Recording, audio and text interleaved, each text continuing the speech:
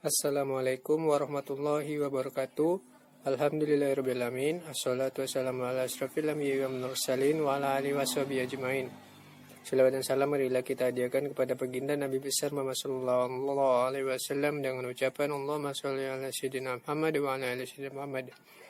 Baiklah, kami dari kelompok 6 akan membacakan hasil diskusi kami yang berjudul tentang komponen laporan keuangan syariah lanjutan. Untuk mempersingkat waktu, langsung saja saya akan membacakan pembahasan yang pertama, yaitu tentang laporan rekonsiliasi pendapatan dan bagi hasil. Baiklah, langsung saja pembahasan yang pertama, yaitu laporan rekonsiliasi pendapatan dan bagi hasil. Laporan rekonsiliasi pendapatan dan bagi hasil adalah laporan yang menyajikan rekonsiliasi antara pendapatan bank yang menggunakan dasar akrual dengan pendapatan dibagi hasilkan kepada pemilik dana yang menggunakan dasar kas. Dasar pengaturan yang pertama, PSAK 101 tentang penyajian laporan keuangan syariah. Penjelasan, laporan rekonsiliasi pendapatan dan bagi hasil dapat digunakan untuk mengetahui arus kas dari pendapatan usaha utama. Kedua, formula perhitungan pendapatan yang tersedia untuk dibagi hasil adalah pendapatan usaha utama periode berjalan ditambah pendapatan usaha utama periode sebelumnya yang kas atau setara kasnya diterima di periode berjalan pendapatan usaha utama periode berjalan yang kas atau setara kasnya belum diterima. Pengungkapan hal-hal yang harus diungkapkan antara lain: yang pertama, rincian pendapatan usaha utama periode sebelumnya yang diterima di periode berjalan. Kedua, rincian pendapatan usaha utama periode berjalan yang belum diterima kas atau setara kasnya. Yang ketiga, rincian pendapatan yang tersedia untuk bagi hasil yang belum didistribusikan ke pemilik dana. Keempat, pengungkapan lain. Ketiga, bank menyajikan laporan rekonsiliasi pendapatan dan bagi hasil yang merupakan rekonsiliasi pendataan bank. Yang keempat, perbedaan dasar pengakuan antara pendapatan yang diterima bank dengan pendapatan yang dibagi hasilkan mengharuskan bank menyajikan laporan rekonsiliasi pendapatan dan bagi hasil sebagai bagian komponen utama laporan keuangan. Dan yang kelima, penyesuaian atas pendapatan usaha utama dilakukan untuk menentukan pendapatan usaha utama yang sudah terrealisasi dalam kas atau setara kas.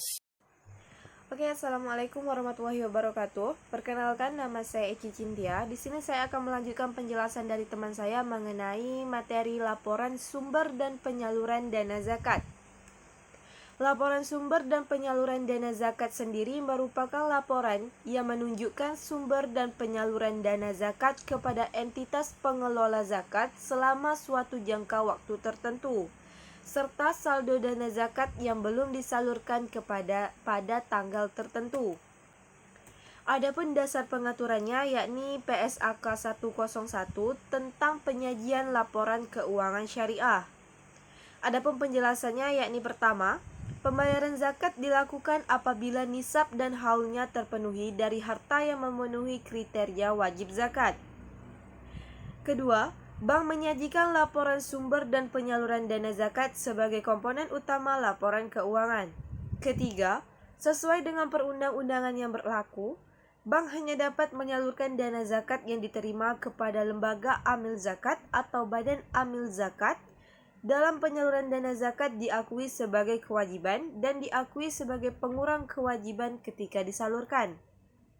Adapun perlakuan akuntansinya, yakni sumber dana zakat yang berasal dari pemilik bank diperhitungkan dari laba neto sebelum pajak selama periode 1 tahun.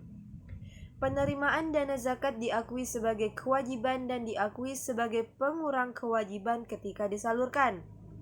Dana zakat disajikan sebagai kewajiban paling liquid.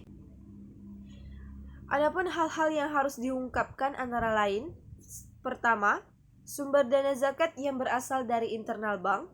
Kedua, sumber dana zakat yang berasal dari eksternal bank. Ketiga, kebijakan penyaluran zakat. Keempat, proporsi dana yang disalurkan untuk masing-masing entitas pengelola zakat yang diklasifikasikan menjadi pihak berelasi dan pihak ketiga. Yang kelima, yakni pengungkapan lain. Sekian penjelasan dari saya. Penjelasan selanjutnya akan dilanjutkan oleh teman saya. Bismillahirrahmanirrahim. Assalamualaikum warahmatullahi wabarakatuh. Perkenalkan, nama saya Ulfa Sofyani. Saya akan melanjutkan presentasi dari teman saya Eci Cynthia. 3. Laporan sumber dan penggunaan dana kebajikan.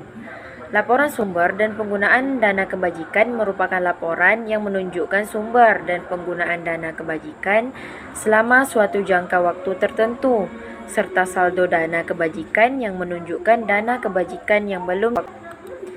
Dasar pengaturan. Yang pertama, PSAK 101 tentang penyajian laporan keuangan syariah. Penjelasan, laporan sumber dan penggunaan dana kebajikan adalah salah satu komponen laporan keuangan yang mencerminkan kegiatan sosial bank. 2. Bank menyajikan laporan sumber dan penggunaan dana kebajikan sebagai komponen utama dalam laporan keuangan. 3. Infak dan sedekah adalah dana yang diterima dari eksternal bank atau dari rekening nasabah atas perintah nasabah. Denda adalah penerimaan dari nasabah atas kelalaian atau kesengajaan yang mengakibatkan tidak terpenuhinya kewajiban nasabah sesuai dengan akad. Penerimaan non-halal berasal dari penerimaan jasa giro dari bank umum konvensional atau penerimaan lainnya yang tidak dapat dihindari dalam kegiatan operasional bank. Dana kebajikan dapat disalurkan sebagai dana bergulir untuk pinjaman sosial atau dana kebajikan produktif, sumbangan atau kepentingan umum lain. Perlakuan akuntansi. 1. Penerimaan dana kebajikan diakui sebagai kewajiban dan diakui sebagai pengurang kewajiban ketika disalurkan. 2. Dana kebajikan disajikan sebagai kewajiban paling liquid. Pengungkapan. 1. Sumber dana kebajikan. 2. Kebijakan penyaluran dana kebajikan kepada penerima. 3. Alasan terjadinya dan penggunaan atas penerimaan non-halal. 4. Pengungkapan lain.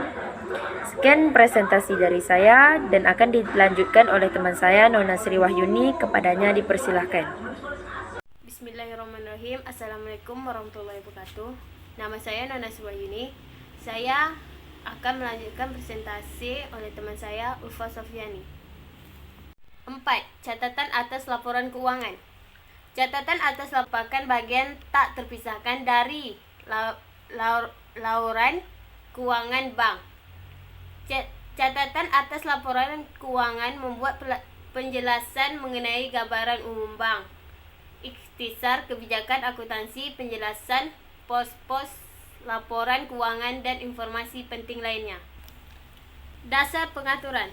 1. SAK etap bab 8 tentang catatan atas laporan keuangan. 2.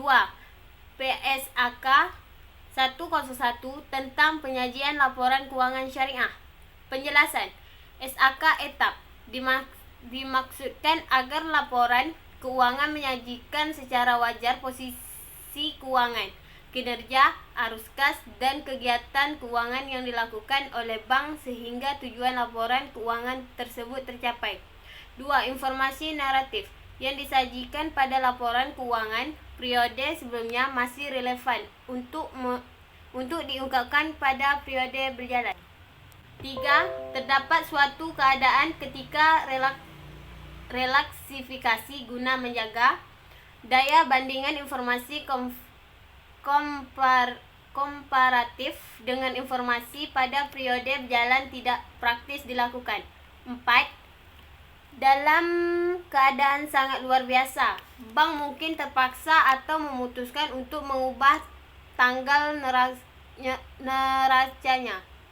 5. Rincian yang tercakup dalam subklasifikasi di neraca atau di catatan atas laporan keuangan bergantung pada persyaratan dari SAK, etap, dan materialitas jumlah pos yang bersangkutan. 6.